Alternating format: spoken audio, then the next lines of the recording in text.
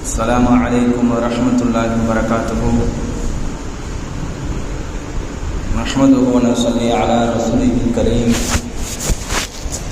اللهم صل على سيدنا نبينا مولانا محمد وبارك وسلم. أما بعد، أعوذ بالله من الشيطان الرجيم. بسم الله الرحمن الرحيم. أقيموا الصلاة وآتوا الزكاة. صدق الله العظيم. وقال رسول الله صلى الله عليه وسلم: إنما الأعمال بالنيات وإنما لكل امرئ ما نوى، أو كما قال عليه الصلاة والسلام. புகழ் அனைத்தும் அல்லாஹ் ஒருவனுக்கே உரித்தாகட்டுமாக. இந்த உலகத்தில் இறுதி தூதுவர் முஹம்மது முஸ்தபா ஸல்லல்லாஹு அலைஹி வஸல்லம் அவர்களை வழுவாது தருவாது பின்பற்றிய சத்திய சஹாபாக்கள், தாபீன்கள், தபா தாபீன்கள், நாதாக்கள், சுஹதாக்கள், நல்லடியார்கள் நம் அனைவர்கள் மீதும் சாந்தியும் சமாதானமும் என்றென்றும் நிலவட்டுமாக. கணியத்துக்குரிய பெரியோர்களே, சகோதரர்களே, வாலிபர்களே, ரமலானுடைய மாதம் 3வது வார ஜும்மா பயானிலே நாம் எல்லாம் அமர்ந்திருக்கிறோம். இன்றைய பயானுடைய தலைப்பு ஜக்காத் யாருக்கு கடமை என்பதை பற்றி உள்ள தலைப்பாக இருக்கும். இதோடைய முக்கத்தையும் நான் சொல்லிவிடுகிறேன். ஜக்காத்துங்கிறது யாருக்கு கொடுக்கணும், யாருக்கு கடமை? முதலாவது தங்கம், வெள்ளி, பணம், வியாபார பொருட்களை பார்க்கணும் ஒன்று.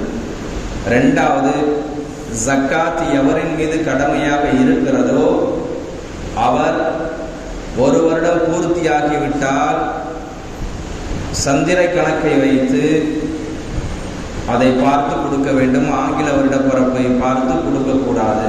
2. மூன்றாவதாக, ஜக்காத்து கடமையாகாத பொருட்கள் என்ன, எந்தெந்த பொருட்கள்லாம் ஜக்காத்து கடமையாகாது. 4வதாக, யாருக்கு ஜக்காத்து கொடுக்கணும்.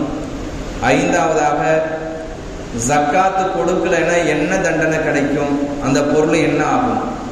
6வதாக, சதக்காவுக்கும் ஜக்காத்துக்கும் உள்ள வித்தியாசம். இந்த 6 கீழே தான் இன்றைய தலைப்புல ஜும்மாவுடைய பயானாக பேசப்படும். கணியத்து குறித்தானவர்களே, ஜக்காத், ஜக்கா என்று சொன்னால் சுத்தமாகுதல், அதிகமாகுதல், வளருதல் என்பதாக உண்டான பொருள். எந்த பொருளுக்கெல்லாம் ஜக்காத்து கடமையாகிறதோ அந்த பொருளுக்கு உண்டான 1 வருஷம் ஆகிவிட்டால் அதற்கு உண்டான பொருளுக்கு உண்டான காசு பணத்தை கொடுத்தோம் என்று சொன்னால் அந்த பொருள் இருக்க வளரும், அந்த பொருள் சுத்தமாகும், அந்த பொருள் இருக்கிறதே அதிகமாகும். கண்ணியத்து குறித்தானவர்களே, அல்லாஹ் குர்ஆன்ல சொல்லும் பொழுது அகீமுஸ் ஸலா வ ஆத்து ஸக்கா, நீங்கள் தொழுகையை நிலைநாட்டுங்கள், ஜக்காத்தை கொடுங்கள் என்பதாக அல்லாஹ் சொல்லுகிறான். தொழுகையோடு கனெக்ஷன் பண்ணி தொழுகையை சொல்லும் பொழுதே அல்லாஹ் ஜக்காத்தை கொடுக்க வேண்டும் என்பதாக அல்லாஹ் சொல்லி காட்டுகிறான். நம்முடைய மார்க்கம் இருக்கிறதே, இஸ்லாம் 5 கட்டடத்தின் மீது அமைந்திருக்கிறது. நமக்கு எல்லாம் தெரியும். தொழுகை இருக்கிறதே, அன்றாடம் ஒரு மனிதன் 5 நேரம் தொழக்கூடிய ஒரு ஒன்று. இது வாழ்க்கை முழுவதும் மௌத்து வரையும் செய்யக்கூடிய ஒரு இபாதத். 2வது இருக்கிறதே, வருஷத்துல 2 அமல்கள் செய்யக்கூடியது. 1 ரமலானுடைய மாதத்துல நோன்பு வைப்பது, 2வதாக வருஷத்துல ஒரு முறை ஜக்காத்து கொடுப்பது. 4வதாக ஒரு இபாதத் ஒன்று இருக்குது, வணக்க வழிபாடு. அது என்ன? அது உடலும் பொருளும் சார்ந்து இருக்கக்கூடிய ஒன்று, ஹஜ்ஜி. தொழுகை இருக்கிறதே உடல் சார்ந்த வணக்கம், ரமலானுடைய நோன்பு இருக்கிறதே உடல் சார்ந்த வணக்கம், ஜக்காத் இருக்கிறதே பொருள் சார்ந்த வணக்கம். ஆனா ஹஜ் இருக்கிறதே உடலும் பொருளும் சேர்ந்திருந்தால்தான் ஹஜ் கடமையாகும். ஒரு மனிதருக்கு ஜக்காத்து கடமையாயிருச்சு, அவருக்கு உடலும் நன்றாக இருக்கிறது, பொருளும் இருக்கிறது என்று சொன்னால் அவர் ஜக்காத்து கடமையானவர், ஹஜ் செய்ய வேண்டிய பொறுப்புக்கு வந்து விடுவார். அவர் ஹஜ் செய்ய வேண்டும். கண்ணியத்து குறித்தானவர்களே, ஜக்காத்துங்கிறது யாருக்கு கடமை என்று சொன்னால் அவர் முஸ்லிமான மனிதராக இருக்கணும். ஷர்த்து, புத்தி சுவாதீனம் உள்ளவராக இருக்கணும். இப்படிப்பட்டவருக்கு ஜக்காத்து கடமையாகிறது. முதலாவது ஜக்காத்துல தங்கத்துடைய மதிப்பு என்ன? 10 பவுனுக்கு மேல 87.5 கிராம் இருந்து என்று சொன்னால் அதை கணக்கிட்டு பார்த்து இன்றைய 1 கிராமுடைய தங்கத்துடைய விலை 6160 ரூபா இன்றைய நாளுடைய கணக்கு. ஆனா ஒரு பவுன் இருக்கிறதே 49,280 ரூபா. அந்த 10 பவுனை அந்த 1 கிராம வச்சு டிவைட் பண்ணணும்னு சொன்னா, பெருக்கணும்னு சொன்னா 5,39,000 ரூபா வருது. இந்த 5,39,000 மக்களுக்கு ஜக்காத்தாக கொடுக்கும் பொழுது 13,475 ரூபா ஜக்காத்தாக கொடுக்கணும். 10 பவுனுக்கு மேல இருக்கணும், 1 வருடம் பூர்த்தியாக இருக்கணும். இந்த 10 பவுனுக்கு மேல இருந்தால் அவர் ஜக்காத்து கொடுப்பதற்கு தகுதி உள்ளவராக ஆகிட்டாரு. இப்ப ஜக்காத்து அவருக்கு ஏழைகளுக்கு கொடுக்கணும். அந்த 13,475 ரூபாய் அது ஏழை மக்களுக்கு சேர வேண்டிய பணம். அந்த பணத்தை ஏழைகளுக்கு தான் கொடுக்கணும் என்பதாக நாம் மனதில் பதிய வைக்க வேண்டும். இரண்டாவது, வெள்ளியினுடைய மதிப்பு. வெள்ளியுடைய மதிப்பு எவ்வளோ? 612 கிராம். 612 கிராம் எந்த மனிதரிடத்துல இருக்கிறதோ வெள்ளியினுடைய மதிப்பு, அவர் ஜக்காத்து கொடுப்பதற்கு தயாராகி விட்டார். இன்றைய உடைய வெள்ளி 1 கிராமுடைய அளவு 80 ரூபாய். இன்னைக்கு அதை பெருக்கணும்னு சொன்னா 49,000 ரூபாய் வருது. 49,000 ரூபாய், 50,000க்கு 1000 குறையுது. இந்த மனிதர் ஜக்காத்து கொடுப்பதற்கு எவ்வளவு ஆகும்னு சொன்னா அந்த 49,000 40ஆல வகுக்கணும். வகுத்தோம் என்று சொன்னா 1,225 ரூபாய் வருது. இது ஏழைகளுக்கு கொடுக்க வேண்டிய பணம். இது ஏழைகளுக்கு கொடுத்துடணும். கணியத்து குறித்தானவர்களே, நான் மூன்றாவதாக பணத்தினுடைய அளவை பார்க்கணும். நாம சம்பாதிக்கிற அன்றாடம் வரக்கூடிய பணம் அந்த வருமானத்துக்கு கொடுக்க வேண்டிய அவசியம் இல்லை. ஒரு மனிதர் சம்பாதிக்கிறாரு, அந்த பணத்தை சேர்த்து வைக்கிறாரு, அது 49,000 ரூபாய் வந்துடுச்சு. வெள்ளியினுடைய கணக்கு 612 கிராம் வந்து விட்டது என்று சொன்னால், நான் சொல்லக்கூடிய விஷயத்த நீங்க கேட்டாதான் புரியும். நோன்பு வச்சுக்கிட்டு அங்க உட்காந்து தூங்கணும், அங்க உட்காந்து ஏதாவது பண்ணணும்னு சொன்னா ஒண்ணுமே விளங்காது. கிட்டத்தட்ட நான் இது ஒரு 4 நாளா குறிப்பு எடுத்திருக்கிறேன். நல்லா விளங்கிக்கீங்க. யாருக்கு ஜக்காத்து கடமையாகிறதோ அந்த மனிதரெல்லாம் இதை கேட்டாதான் இதை நம்ம என்ன செய்ய முடியும்? ஜக்காத்தை கொடுக்க முடியும். ஜக்காத்து யாருக்கு கடமை இல்லையோ, வாங்குவதற்கு இருக்கிறாரோ அந்த மனிதர் அதை கேட்டாதான் இதை நம்ம வாங்க முடியும். மூன்றாவதாக ஒன்று, பணத்தினுடைய அளவு. பணம் இருக்கிறதே ஒரு மனிதரிடத்துல 612 கிராமுக்கு மேல, உதாரணமாக 49,000 ரூபாய் அந்த பணம் வைத்திருக்கிறாரு. அந்த பணம் 1 வருஷம் ஆயிடுச்சு. 1 வருஷம் ஆன பிறகு அந்த பணம் கையில இருந்தாலும் சரி, இல்ல பேங்க்ல இருந்தாலும் சரி, அவர்கிட்ட எப்படி இருந்தாலும் அந்த 49,000 ரூபாய் மதிப்புள்ள அந்த பணத்தை 40ஆல வகுத்து அது ஏழைகளுக்கு கொடுக்கணும். இல்லைங்க, என்கிட்ட 1 லட்சம் ரூபாய் வச்சிருக்கிறேன், போன வருஷம் வாங்கினேன், வச்சிருந்தேன், அந்த 1 லட்சம் ரூபாய் பணத்தை நான் இதுவரையுமே வச்சிருக்கிறேங்க, அதுக்கு ஜக்காத்து கொடுக்கணும் என்று சொன்னால் அசல் விளங்கிக்கணும். குறைஞ்சது 49,000 ரூபாய் இருக்குது. இது பாஸ் ஆயிட்டாரு, ஜக்காத்து கொடுக்கதற்கு பாஸ் ஆகி விட்டார். இப்ப அவன் 49,000க்கு மேல எவ்வளவு வேணா வச்சிருந்தாலும் சரி, 49க்கு கீழே 48 ரூபாய் வச்சிருக்கிறாரு, 48,000, அவருக்கு ஜக்காத்து கடமையாகாது. 49,000 ரூபாய்க்கு மேல 1 ரூபாய் வச்சிருந்தாலும் சரி, 49,000 வச்சிருந்தாலும் சரி, 1 லட்சம் இருந்தாலும் சரி, 10 லட்சம் இருந்தாலும் சரி, 1 கோடி இருந்தாலும் சரி, இதை 40ஆல வகுத்து அது ஏழைகளுக்கு கொடுக்கணும். 1 வருஷம் பூர்த்தியாக இருக்க வேண்டும். இந்த பணம் 1 வருஷம் பூர்த்தியாக இருக்க வேண்டும். நான்காவதாக வியாபார பொருட்கள். வியாபார பொருட்கள் இருக்கு. துணிக்கடை வச்சிருக்கிறாரு, ஜுவல்லரி கடை வச்சிருக்கிறாரு, சூப்பர் மார்க்கெட் வச்சிருக்கிறாரு, பலசர கடை வச்சிருக்கிறாரு. இப்படிப்பட்டவர் ஜக்காத்து கொடுப்பதற்கு தகுதியாகிறார்.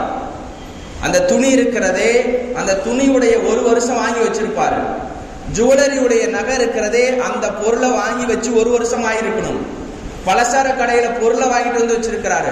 இதெல்லாம் 1 வருஷம் ஆகிவிட்டால் அதை எல்லாம் வகுத்து அதெல்லாம் பெருக்கி கணக்கு போட்டு அதற்கு செலவுகள் எல்லாம் கழித்து எவ்வளவு பணம் இருக்கிறது, வெள்ளியினுடைய அளவு கணக்கு வந்துருச்சு, 49,000 வந்துருச்சுன்னு சொன்னா அவரு ஜக்காத்து கொடுப்பதற்கு கடமையாகிட்டாரு.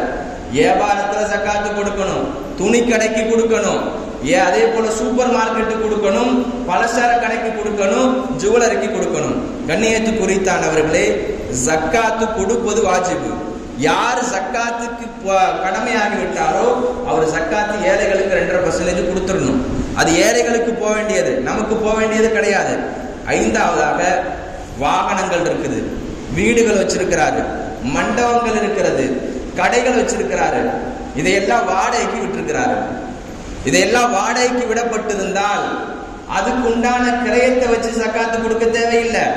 அதுல உண்டான மதிப்பு மாசம் மாசம் வரக்கூடிய எவ்வளவு பணங்கள் வருதோ அந்த பணத்தை எல்லாம் சேகரித்து அது 1 வருஷம் ஆகிவிட்டால் எல்லாம் வெள்ளியினுடைய கணக்கு, பண மதிப்பு எல்லாம் சொல்வதெல்லாம் வெள்ளியினுடைய கணக்கு. அந்த 49,000 ரூபாய் அது 612 கிராம் மேல வந்துருச்சுன்னு சொன்னா அந்த கணக்கை வைத்து அந்த பண மதிப்பு இருக்கிறதல்லவா அதை வைத்து நம்ம இது பெருக்கி பார்க்க வேண்டும், அதை வைத்து நம்ம கணக்கிட்டு கொடுக்க வேண்டும்.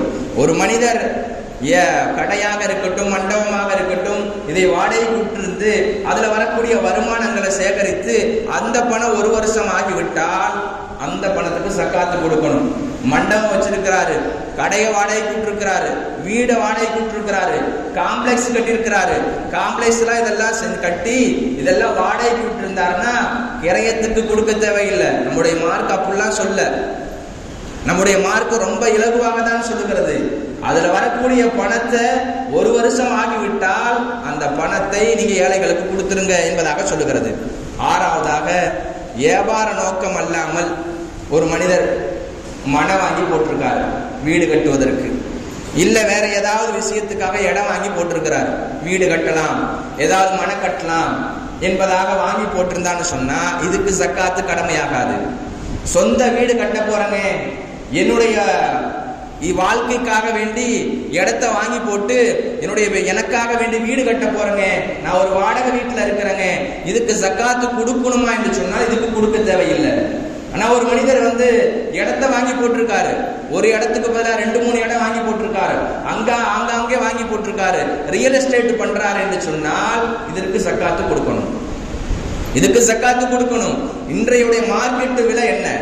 இன்னைக்கு கொட்டாம்பட்டியில ஒரு இடம் இருக்கிறது இவ்வளவு ஒரு 8 லட்சத்துக்கு போகுது, ஒரு 6 லட்சத்துக்கு போகுதுன்னு சொன்னா இன்னைய கணக்கை வைத்து அந்த மனிதர் சக்காத்து கொடுக்கணும். அதே போல சக்காத்து கொடுப்பவர்கள் இன்னைக்கு வெள்ளியினுடைய அளவு என்னவோ அதை வைத்து தான் கொடுக்கணும். இன்னைக்கு 80 ரூபா விற்கிது, 80 ரூபா வச்சுதான் வெள்ளியினுடைய அளவை வச்சுதான் கொடுக்கணும், பணம் காசா இருந்தாலும் சரி. அதே போல அந்த 612 கிராம் வந்துடுச்சுன்னா அதை வச்சு கணக்கிட்டு பணத்தை கொடுக்கணும். அதே போல தங்கத்துடைய அளவு சொன்னேன், அந்த தங்கம் இருக்கிறதே 10 பவுன் ஆயிருச்சு. நான் சொன்னது 1 கிராம் 6000 சில்லறைக்கு மேல சொல்லியிருக்கிறேன். அந்த 6000 சில்லறை இன்றைய கணக்கு. இன்னைக்கு என்ன விற்கிறாங்களோ, ஆனா கடைக்காரன் ஜுவல்லரி கடையில போனீங்கன்னா பழைய தங்கத்துக்கு ஒரு ரேட்டு, புதிய தங்கத்துக்கு ஒரு ரேட்டுன்னு போட்டிருப்பாங்க. அதை வச்சு கணக்கிடக்கூடாது. மார்க்கெட் விலை இன்னைக்கு என்ன, அந்த என்ன விலை இன்னைக்கு விற்கிறாங்களோ அந்த விலையை வைத்துதான் அவன் இன்றைய கணக்கு வைத்து கணக்கிட்டு சக்காத்து கொடுக்க வேண்டும். இது முக்கியமான ஒன்று. 7ஆவதாக இருக்கிறது, ஒரு மனிதர் கையில காசு வச்சிருக்கிறாரு, இல்ல பேங்க்ல வச்சிருக்கிறாரு, இந்த பணத்தை கொஞ்சம் கொஞ்சமா சேகரிக்கிறாரு. எதுக்கு? வீடு கட்டலாம், இல்ல இடம் வாங்கலாம், இல்ல ஏதாவது கடை வாங்கலாம், ஏதாவது பிசினஸ் பண்ணலாம், ஏதாவது ஒரு விஷயத்துக்காக வேண்டி பணத்தை சேர்த்து வச்சிருந்து அந்த பணம் இருக்கிறதே வெள்ளியினுடைய அளவை தாண்டி போய்விட்டால், அது சென்று விட்டால் அந்த பணத்துக்கு சக்காத்து கொடுக்கணும். 1 வருஷம் பூர்த்தி ஆயிருச்சுன்னா. நான் சொன்னது வெள்ளியினுடைய அளவு இன்னைக்கு 49,000 ரூபாய் சொல்லியிருக்கிறேன். இவர் சேர்த்து வச்சது கொஞ்சம் கொஞ்சமா சிறுக சிறுக சேமித்து, அதுவும் சேமித்து வைத்து 50,000 வந்துருச்சு, 1 லட்சம் வந்துருச்சு. வீடு கட்டுறதுக்கோ எதுக்கோ சேமித்து வைத்தாரு. ஆனா கையில இருந்தாலும் சரி, இல்ல பேங்க்ல இருந்தாலும் சரி, அந்த மனிதர் சக்காத்து கொடுக்க வேண்டும். கணியத்துக்கு குறித்தானவர்களே, 1 வருஷம் பூர்த்தியாக இருக்க வேண்டும் என்பதாக நம்முடைய மார்க்கம் சொல்கிறது. சரிங்க, இவ்வளவு விஷயம் சொன்னோம். சக்காத்து இருக்கிறதை எதை வச்சு கணக்கிடணும்? 1 வருஷம் சொல்லிக்கொண்டே வந்தோம். சக்காத்து இருக்கிறதை பிறை கணக்கை வைத்து தான் கணக்கிடணும். ஆங்கில வருட பிறப்பை வைத்து கணக்கிடக்கூடாது. சந்திர கணக்கு இருக்கிறதே அதை வைத்து தான் கணக்கிட்டு கொடுக்க வேண்டும். ஒரு மனிதருக்கு ரமலானுக்கு முன்பாக சக்காத்து கடமையாயிருச்சு. ஷாபானுடைய மாதமா இருக்கட்டும், ரஜபுடைய மாதமா இருக்கட்டும், அந்த பணத்தை அப்பயே கணக்கிட்டு வச்சுக்கணும். அந்த பணத்தை கொண்டு பிசினஸ்ல போடக்கூடாது. ஏழைகளுக்கு சேர வேண்டிய பணத்தை ஏழைகளுக்கு கொடுக்கணும். கொடுக்கணும், பிசினஸ்ல சேர வேண்டிய பணத்தை பிசினஸ்ல போட்டுக்கணும், அந்த ஜக்காத்துடைய பணத்தை ஏழைகளுக்கு சேர வேண்டியதை கொண்டு வந்து நம்ம பிசினஸ்ல போட்டோம்னு சொன்னா நம்முடைய பொருள் எல்லாம் வீணா போயிடும். கண்ணியத்துக்குரித்தானவர்களே, வருமானத்துக்கெல்லாம் ஜக்காத்து கொடுக்கணுமா? ஒருவர் வருஷத்துல 5 லட்சம் 10 லட்சம் சம்பாதிக்கிறாரு, 20 லட்சம் சம்பாதிக்கிறாரு, 1 கோடி சம்பாதிக்கிறார் வருஷத்துக்கு. இப்படிப்பட்டவர் வருமானத்துக்கு ஜக்காத்து கொடுக்கணுமா என்று சொன்னால் வருமானத்துக்கெல்லாம் ஜக்காத்து கொடுக்க தேவையில்லை. இன்றைய காலங்கள் ஜிஎஸ்டி வரிங்குது, இன்கம் டாக்ஸ்ங்குது, இதுக்கெல்லாம் இந்த இன்கம் டாக்ஸ் கட்டியாகும், ஜிஎஸ்டி வரி கட்டியாகும் சொல்லுது. நம்முடைய மார்க்கம் அப்படி சொல்லல. நீ வருமானத்துக்கெல்லாம் ஜக்காத்து கொடுக்க வேணாம். வருமானம் எவ்வளோ ஈட்டி இருந்தாலும் எவ்வளோ சம்பாதித்து இருந்தாலும் அந்த பணத்தை எல்லாம் வைத்து செலவுக்கு போக உன்னுடைய பிள்ளைங்களுக்கு ஸ்கூல் படிப்பாக இருக்கட்டும், வியாபாரம் செஞ்சதாக இருக்கட்டும், குடும்பத்துக்கு மனைவிக்கு செய்ய வேண்டிய செலவுகள் எல்லாம் இருக்கட்டும், இதையெல்லாம் போக மீதி காசு வெள்ளியினுடைய அளவு அதை தாண்டி விட்டால் 612 கிராமுக்கு மேல விட்டால் அதை கணக்கிட்டு அந்த காசு மீதமுள்ள காசுக்கு மட்டும் ஜக்காத்து கொடுத்தால் போதுமானது. ஆனால் வருமானத்துக்கு ஜக்காத்து கொடுக்க தேவையில்லை என்பதாக நம்முடைய மார்க்கம் சொல்லுகிறது. ஒரு மனிதர் 1 லட்சம் வச்சிருக்கிறார்கள். 1 லட்சத்தை எப்படி கணக்கிட்டு கொடுக்கணும்? 40 வகுக்கணும். 40 வகுத்தோம்னா 2500 ரூபாய் வரும். 1 லட்சத்துக்கு 2500 ரூபாய். 2 லட்சமா இருந்தா 5000 ரூபாய், 4 லட்சமா இருந்தா 10,000 ரூபாய், 5 லட்சமா இருந்தா 12,500 ரூபாய். இந்த காசை வைத்து இது ஏழைகளுக்கு கொடுக்கணும். இப்படிதான் நம்முடைய மார்க்கம் சொல்லுகிறது. ஏழைகளுக்கு கொடுக்க வேண்டும் என்பதாக நம்முடைய மார்க்கம் சொல்லுகிறது. அடுத்ததாக ஒன்று முக்கியமான ஒரு 3வது விஷயம், ஜக்காத்து கடமையாகாத பொருட்கள் என்ன? இப்ப தங்கம், வெள்ளி, பணங்காசு, வியாபார பொருட்கள் எல்லாம் சொல்லிக்கிட்டே வந்தேன். ஜக்காத்து கடமையாகாத பொருட்கள் என்ன அப்படின்னு சொன்னா, வீட்டுல பண்ட பாத்திரங்கள் வச்சிருக்கிறாரு, வீட்டுல இருக்கிறதே புழங்குவதற்கு உண்டான பாத்திரங்கள், மிகப்பெரிய ஒரு வீடு, அதே போல அணிவதற்கு உண்டான ஆடைகள், உடுத்துவதற்கு உண்டான ஆடைகள், பர்னிச்சர், காரு, வண்டி, சைக்கிள் எல்லாமே இருக்குது. இந்த கார்லாம் ஒரு 5 லட்சம் 10 லட்சம் இருக்குன்னு சொன்னா இதுக்கெல்லாம் ஜக்காத்து கொடுக்க வேண்டிய அவசியம் இல்லை. ஒரு மனிதர் 50 லட்சத்துக்கு வீடு வாங்கி இருக்கிறாரு, 80 லட்சத்துக்கு வீடு வாங்கி இருக்கிறாரு, இதுக்கெல்லாம் ஜக்காத்து கொடுக்க வேண்டிய அவசியம் இல்லை. எந்தெந்த பொருள் எல்லாம் நீங்க புழங்குகிறீர்களோ, எந்தெந்த பொருளை எல்லாம் நீங்க பயன்படுத்துகிறீர்களோ அதற்கு நீங்க ஜக்காத்து கொடுக்க வேண்டிய அவசியம் இல்லை. ஆனா ஒரு மனிதர் கார் வச்சிருக்கிறாரு, வாடகைக்கு விட்டிருக்கிறாரு. இப்படிப்பட்டவர் என்ன செய்யணும்? கடை வச்சிருக்கிறாரு, வாடகைக்கு விட்டிருக்கிறாரு, காம்ப்ளெக்ஸ் வச்சிருக்கிறாரு, வாடகை விட்டிருக்கிறாரு. இப்படிப்பட்டவர் இவர் வரக்கூடிய வருமானத்தை 1 வருஷம் ஆகிவிட்டால், தங்கத்து வெள்ளியினுடைய மதிப்பு அதை வைத்து கணக்கிட்டு 1 வருஷத்துக்கு ஆகிவிட்டால் அது ஜக்காத்து கொடுக்க வேண்டும். அதுக்கு ஜக்காத்து கொடுக்க வேண்டும். கண்ணியத்துக்குரித்தானவர்களே, ஜக்காத்துடைய பணத்தை பிசினஸ்ல போடாதீங்க. நபி ஸல்லல்லாஹு அலைஹி வஸல்லம் சொன்னார்கள், நீங்க ஜக்காத்துடைய பணத்தை பிசினஸ்ல போட்டீங்கன்னா, வியாபாரத்துல போட்டீங்கன்னா உங்களுடைய பொருட்களை எல்லாம் வீணா போயிடும், பரக்கத்து இருக்காது. அதே போல அந்த பொருளை நஷ்டம் தான் வரும். இன்னைக்கு பாருங்க, எத்தனையோ கடைகள்ல சொல்லுவாங்க, என்கிட்ட அஜரத்து சம்பாதிக்கிறேன், லாபம்லாம் வருது, ஆனா பரக்கத்து இல்லை. காரணம் ஜக்காத்து கொடுக்காதனாலதான் அவனுக்கு பரக்கத்து இல்ல. ஒரு மனிதர் ஜக்காத்து வருஷாந்திரம் கொடுத்துட்டாருன்னு சொன்னா அவனுக்கு பரக்கத்து கொடுக்காம இருப்பானா? முதல்ல அல்லாஹ்வுடைய கடமையை முதல்ல செய்யணும். அல்லாஹ் நமக்கு என்ன சொல்லி இருக்கிறானோ, அல்லாஹ் சொன்னது லா இக்ராஹ ஃபித்தீன், யாருக்குமே அல்லாஹ் நிர்பந்தப்படுத்தல, யாருமே நிர்பந்தப்படுத்தி நீ இவ்வளவு கொடுக்கணும் என்பதாக சொல்லல. அல்லாஹ் சொல்லி இருக்கிறது என்னன்னு சொன்னா 2.5% மட்டும் ஏழைகளுக்கு கொடுங்கன்னு தான் அல்லாஹ் சொல்றான். நம்முடைய மார்க் அதுதான் சொல்லுது. ஆனா அந்த மனிதர் இருக்கிறாரே, ஜக்காத்தை வச்சுக்கிட்டு யாருக்குமே கொடுக்காம, ஏழைகளுக்கும் கொடுக்காம, அந்த பணத்தை மறுபடியும் ரொட்டீனா அப்படி வியாபாரத்துல போட்டு மறுபடியும் என்னென்ன செலவுகள்லாம் பயன்படுத்துறாரோ அந்த லாபம் வரக்கூடியது இருக்கிறதே நிம்மதி இருக்காது, அந்த கடை உயராது. இன்னைக்கு பெரிய பெரிய நிறுவனங்களை பார்க்கலாம், கிட்டத்தட்ட மதுரையில, திருச்சியிலாம் இருக்குது, பெரிய பெரிய ஜவுளி கடையா இருக்கட்டும், முஸ்லீம்கள் வைத்திருக்கிறவர்கள். இவர்கள் தொடர்படியாக செய்வதற்கான காரணம் என்ன தெரியுமா? வருஷாந்திர சக்காத்தை கொடுத்துறாங்க. வருடாந்திர சக்காத்தை கொடுக்கிறதுனாலதான் இந்த நிறுவனம் ஓங்கி நிற்கிறது. இந்த மனிதர் ஓங்கி இருக்கிறார்கள். அந்த சக்காத்துடைய பொருள், அந்த கடை, அந்த துணி கடை, ஜுவல்லரி கடை என்னெல்லாம் இருக்கிறதோ அதையெல்லாம் வளர்ந்து கொண்டே செல்லும். சக்காத் என்றால் பரிசுத்தம், அதிகமாகுதல் என்பதற்கு உண்டான பொருள். ஆனா நம்ம சின்ன கடை வச்சிருந்தாலும் சரி, நான் சக்காத்துடைய கடமைக்கு நிசாபுக்கு கடமையாக்கிவிட்டு அப்படிப்பட்ட கடை வச்சிருந்தாலும் சரி, அது ஓங்கி வளர முடியாது. ஜக்காத்து கொடுக்கல என்று சொன்னால் அது ஓங்க முடியாது. கண்ணியத்துக்குரித்தானவர்களே, அடுத்ததாக ஒரு முக்கியமான ஒரு விஷயம், ஒரு மனிதர் வியாபாரம் செய்யறதுக்காக வேண்டி ரியல் எஸ்டேட்டே வாங்கியிருக்கிறாரு, இடத்த வாங்கி போட்டிருக்கிறாரு. ஒரு 10 வருஷத்துக்கு முன்னாடி இல்ல போன வருஷம் ஒரு 2 லட்சம் ரூபாய்க்கு ஒரு மனக்கட்டு வாங்கினாரு. இப்ப பாத்தீங்கன்னு சொன்னா ஒரு 10 லட்சம் ரூபாய்க்கு விக்குது. அந்த இடத்த 2 லட்சத்தை வச்சு கணக்கு போடக்கூடாது. நான் 10 வருஷத்துக்கு முன்னாடி 2 லட்சம் ரூபாய் தானேங்க வாங்கினேன், இன்னைக்கு அந்த இடம் 25 லட்சம் ரூபாய்க்கு போகுதுங்க, அந்த இடம் ரியல் எஸ்டேட்டாக விற்கிறாங்க. நான் வாங்கினது வியாபார நோக்கத்துக்காக வாங்கினேன். அந்த காசு வரக்கூடிய அந்த இடம் இருக்கிறதே, அந்த கணக்கை வைத்து இன்றைய மார்க்கெட்டினுடைய விலையை வைத்து 25 லட்சத்துக்கு உண்டான மதிப்பை கணக்கிட்டு அது ஏழைகளுக்கு கொடுக்கணும். சொந்த இடம் வாங்கி போட்டாங்கன்னு சொன்னா அது பிரச்சனை கிடையாது. நான் சொல்லிட்டேன், இது ஷரத்து ரொம்ப முக்கியமானது. சொந்தமா இடம் வாங்கி வச்சிருக்கிறார் வீடு கட்டுறதுக்கு, அதுக்கு ஜக்காத்து கொடுக்க தேவையில்லை. வியாபாரத்துக்காக ஒரு மனிதர் பொருளை வாங்குறாரு, அந்த இடத்தை வாங்குறாரு சொன்னா அதுக்கு இன்றைய விலை மார்க்கெட் என்னையோ அதுக்கு ஜக்காத்து கொடுக்கணும். அடுத்தது ஒரு முக்கியமான ஒரு விஷயம், ஜக்காத்து கொடுக்கும் பொழுது நிய்யத்து அவசியம். இன்னைக்கு ரமலானுடைய காலம், எல்லாருக்கும் ஏழை பாளைகளுக்கெல்லாம் காசு கொடுக்குறோம். நம்ம பாக்கெட்ல என்ன இருக்குதோ 100 கொடுக்குறோம், 50 கொடுக்குறோம், 200 கொடுக்குறோம், 500 கொடுக்குறோம். இந்த நிய்யத்து என்பது அவசியம். நிய்யத்து இருக்கிறதே இன்னமல் அமாலு பின்னியாத். நபி ஸல்லல்லாஹு அலைஹி வஸல்லம் சொல்லி இருக்கிறாங்க, எண்ணங்களை பொறுத்து தான் அமல்களை எல்லாம் அமல்கள் செய்யணும். நிய்யத்தை பொறுத்து தான் அவருக்கு உண்டான எவ்வளோ இருந்தாலும் அதற்கு உண்டான கூலி. அமல்கள் எவ்வளோ இருக்கிறது எல்லாம் இருக்கிறதோ அதற்கு உண்டான நிய்யத்தை பொறுத்து தான் கூலி வழங்கப்படும். அவன் என்ன அமல்கள் செய்கிறானோ அந்த நிய்யத்தை வைத்து தான் கூலி வழங்கப்படுமே தவிர வேற எந்த நோக்கமும் அல்ல. ஒரு மனிதன் தான தர்மங்கள் செய்வது வேறு, ஜக்காத்து கொடுப்பது வேறு.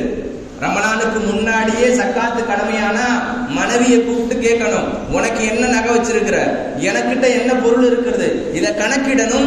கணக்கிட்டு ரமலானுக்கு முன்னாடி அந்த காசை ஒதுக்கி வச்சிடணும். ஒதுக்கி வைத்த பிறகு எப்பயாவது அதுக்கான ஒரு நேரத்தை குறிப்பிட்டு கொடுக்கணும். கண்ணியத்து குறித்தாளர்களே, நிய்யத்துங்கிறது அவசியமாக இருக்க வேண்டும். நான் ஜக்காத்து கொடுப்பது எதற்காக கொடுக்கிறேன்? பள்ளிவாசலுக்கு ஜும்மாவுக்கு வரோம். எதற்காக வரணும்னு சொன்னா ஒழு செஞ்சுட்டு பள்ளிவாசலுக்கு வர்றது ஜும்மாவுடைய நிய்யத்துல தான் வரும். ஒரு மனிதர் ஜும்மாவுடைய நிய்யத்து இல்லாம வேற நோக்கத்துக்காக ஒழு செஞ்சுட்டு வந்திருக்கிறாருன்னு சொன்னா அந்த இது சரியான அமல்கள் கூடாது. மார்க்கம் சொல்லுவது நிய்யத்து என்பது அவசியம். நிய்யத்து இல்லை என்று சொன்னால் எந்த அமல் செஞ்சாலும் ஒன்றும் ஒரு புரோஜனத்தை ஏற்படுத்தாது, எந்த விதமான ஃபாயிதாவும் ஏற்படுத்தாது. கண்ணியத்து குறித்தானவர்களே, அடுத்ததாக ஒரு முக்கியமான ஒன்று, கடன் கொடுத்திருக்கிறார். ஒருத்தருக்கு கடன் ஒரு 50,000 வச்சுக்கோம், குறைஞ்சது 50,000 இல்லைன்னா 1 லட்சம் கொடுத்திருக்கிறார். அந்த கடனா கொடுத்தவர், நான் ஒரு மனிதருக்கு கடனா கொடுத்திருக்கிறேன், அவர் எப்படியோ 1 வருஷமோ 2 வருஷமோ கழிச்சு எனக்கு கொடுக்குறேன்னு சொன்னா அந்த பணம் வரும்பொழுது ஜக்காத்து கொடுத்தா போதுமானது. 1 லட்சம் கொடுக்கணும்னு சொன்னா 2.5% கொடுக்கணும். அது 2-3 வருஷமா இருக்குதுன்னு சொன்னா ஃபர்ஸ்ட் அந்த 1 லட்சம் வந்ததுக்கு பிறகு 3 வருஷம் கழிச்சு வருதுன்னு சொன்னா அந்த 1 லட்சம் காசு என்கிட்ட வந்துருச்சு, மறுபடியும் திருப்பி கொடுத்துட்டார் 3 வருஷத்துல. 3 வருஷம் கொடுத்த பிறகு அந்த 1 லட்சத்தை 40 அளவு வைக்கணும், 2,500 ரூபாய்.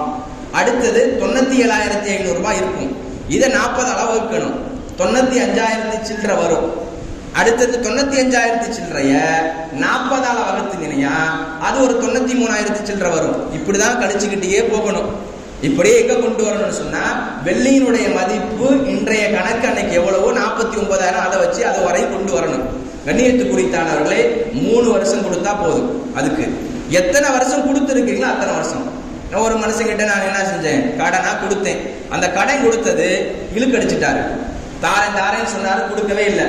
இப்படிப்பட்டதுக்கு சக்காத்து கொடுக்க வேண்டிய அவசியம் இல்லை. அந்த பொருள் என்னைக்கு வருதோ அதுக்கு சக்காத்து கொடுத்தால் போதுமானது.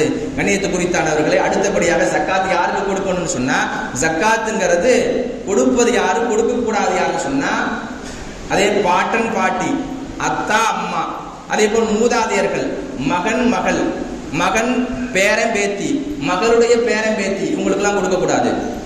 இந்த லிஸ்ட் இல்லாம அக்கா, அண்ணே, தம்பி, தங்கச்சி, பெரியம்மா, பெரியத்தா, சின்னம்மா, சின்னத்தா, மாமா, மாமி, வேற என்ன யார் மருமகன், மருமகள், இவங்களுக்கு எல்லாம் சக்காத்துடைய இது கொடுக்கலாம். சக்காத்து கொடுக்கும் பொழுது உங்களுடைய உறவினர்களை பொருட்படுத்துங்க. உங்க உறவினர்களுக்கு கொடுங்க. இன்னைக்கு எத்தனையோ பேர் வராங்க, சக்காத்து கொடுங்க சக்காத்து கொடுங்க, புர்காவை போட்டுட்டு வந்துடுறாங்க. அது முஸ்லீமா அது யாருன்னே தெரியல. அதனால கொடுக்கறது இருக்கிறதே, சக்காத்துடைய பொருளை கொடுக்கும் பொழுது உங்களுடைய உறவினர்களை முற்படுத்துங்க. உறவினர்களுக்கு கொடுத்தீங்கன்னா உறவுகள் விரிசல் ஏற்படாது, அது ரொம்ப முஹப்பத் ஏற்படும். அந்த பணத்தை அவர்களுக்கு கொடுக்கறதுனால சந்தோஷம் ஏற்படுத்தும். இதையெல்லாம் பார்த்து உங்களுடைய அண்ணன் தம்பி, அதே போல மாமி மச்சான், வேற யார் யாரெல்லாம் இருக்கிறார்களோ அந்த சக்காத்துடைய லிஸ்ட் போடுங்க, போட்டு அந்த நபர்களுக்கு கொடுங்க. ஒரு மனிதனுக்கு சக்காத்து கொடுக்கணும்னு சொன்னா அடுத்த வருஷம் அவன் சக்காத்து கொடுப்பதற்கு தயாரா இருக்கணும். இதுதான் நம்முடைய மார்க்கம் சொல்லுது. வருஷாந்திரம் ஒருசனுக்கே கொடுத்துக்கிட்டே இருக்கிறோம், அவனும் சக்காத்து கொடுக்கிற மாதிரி தெரியல. ஒரு மனிதனுக்கு சக்காத்து கொடுக்கிறோம் என்று சொன்னா அடுத்த வருடம் அவன் சக்காத்து கொடுப்பதற்கு தயாராக இருக்க வேண்டும்.